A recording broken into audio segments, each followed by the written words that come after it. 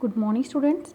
Last time हमने किया था आपका टॉपिक फ्री फॉल और today's topic is motion of object under the influence of gravitation force of the earth. इस क्या मोशन ऑफ ऑब्जेक्ट होती है जब इफेक्ट होता है ग्रेविटेशन फोर्स का कहाँ पे, अर्थ पे।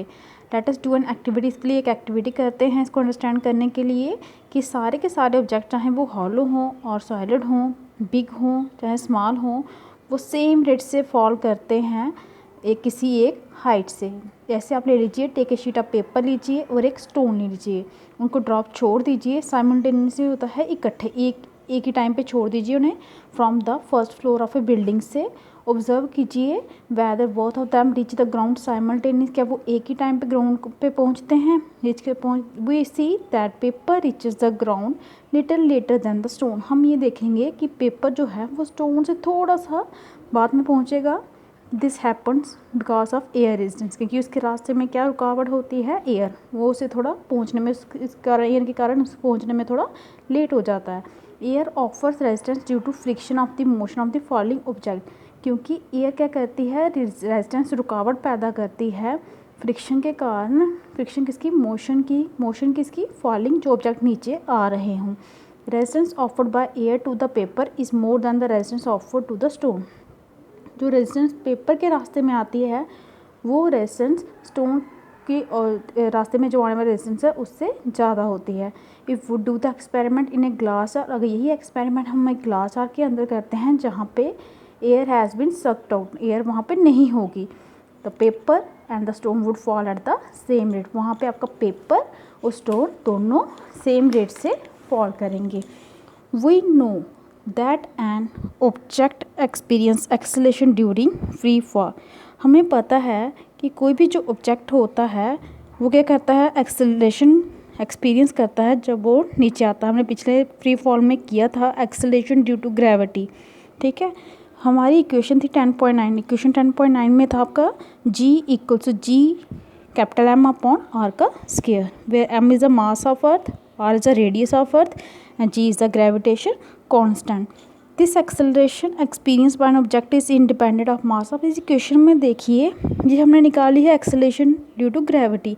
यहाँ पे मास ऑफ जो ऑब्जेक्ट होता है वो मिसिंग है, तो इसका कहने का मतलब है कि जो एक्सेलरेशन है वो मास ऑफ ऑब्जेक्ट से क्या होती है, इंडिपेंडेंट होती है।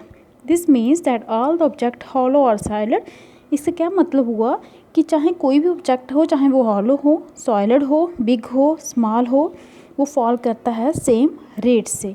अकॉर्डिंग टू ए स्टोरी, एक स्टोरी है कि गैलीली ने क्या किया था, ड्रॉप छोड़ा थे ऑब्जेक्ट्स वहाँ से top of the leaning tower of pizza in Italy में, और प्रूव किया था सेम कि ऑब्जेक्ट हम जो भी ड्रॉप करते हैं वो सेम रेट पे फॉल करते हैं, कहाँ पे, अर्थ पे। अब जी जो है हमारी एक्सेलरेशन जो है नियर द अर्थ, वो क्या होती है, कांस्टेंट, वो चेंज नहीं होती। तो all the equation for the uniformly accelerated motion of object, ये आपने की होंगी इक्वेशन ऑफ मोशन जो आपने 8th चैप्टर में की हैं। ये आपकी फाइनल वेलोसिटी की, डिस्टेंस निकालने की, ये सारी इक्वेशन आपने की है मोशन वाले चैप्टर में। ये जो हैं यहाँ पे हम रिप्लेस करेंगे ए को किससे, जी, ठीक है। तो इक्वेशन थी आपकी v equals to u plus a t. यहाँ पर आपकी u होती है इनिशियल वेलोसिटी, ए आपकी acceleration, t is the time. ऐसा आपकी यहाँ पे दी है distance covered in time t, ठीक है। अब यहाँ पे in applying these equation we will take acceleration. अब जब हम ये इक्वेशन अप्लाई करते हैं तो एक्सेलरेशन को हम पॉजिटिव कब लेंगे, जब कौन से डायरेक्शन में होगा, वेलोसिटी की, जिस साइड में ऑब्जेक्ट की वेलोसिटी होगी अगर उसी डायरेक्शन में एक्सेलरेशन है तो वो हमारा क्या होगा, पॉजिटिव होगा। और अगर एक्सेलरेशन को हम नेगेटिव कब लेंगे, अगर वो होगा अपोजिट द मोशन, वेलोसिटी के अपोजिट में होगा, ठीक है। ये इक्वेशन आपने ध्यान में रखनी है, ये नेगेटिव पॉजिटिव भी ध्यान में रखना है।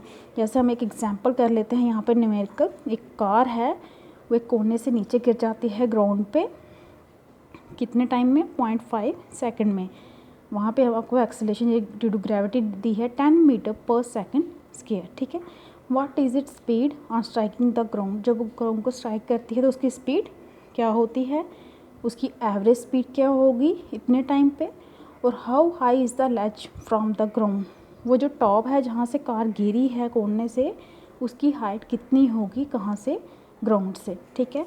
अब सबसे पहले आपको क्या दिया हुआ है, time T, half second means आपको दिया है 0.5 सेकेंड। इनिशियल वेलोसिटी आपको नहीं पता, वो आप 0 लेके चलोगे, 0 metre per second.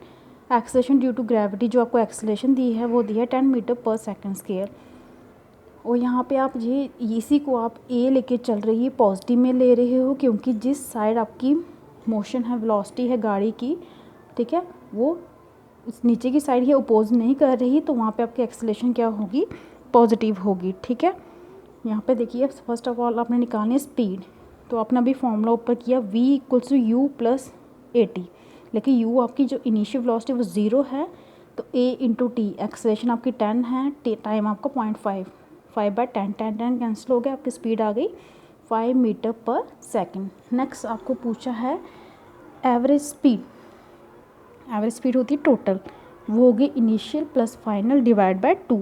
Initial speed आपकी 0 है, फाइनल स्पीड आपकी 5 है, तो 0 + 5 तो 5 ही आएगा, डिवाइड बाय 2, 5/2 हो गया 2.5 मीटर पर सेकेंड। फिर था आपका डिस्टेंस ट्रेवल्ड एस, वो होता है आपका you plus half of 80 square, U T plus यहाँ पे लिखा नहीं है U T plus half of 80 square, लेकिन यू आपका 0 है इनिशियल वेलोसिटी, तो 0 इंटू टी जो हो 0 हो गया, सिर्फ ये इक्वेशन बची है 1/2 इंटू ए की वैल्यू है आपकी 10 और टी का स्क्वायर 0.5 का स्क्वायर, वो आ गया आपका 0.25। इसको सॉल्व करने के बाद आपकी ये वैल्यू आ गई। ये जो डिस्टेंस है ये आपकी है हाइट किसकी, लेज की, कहाँ से, ग्राउंड से। तो this is all about topic. Thank you.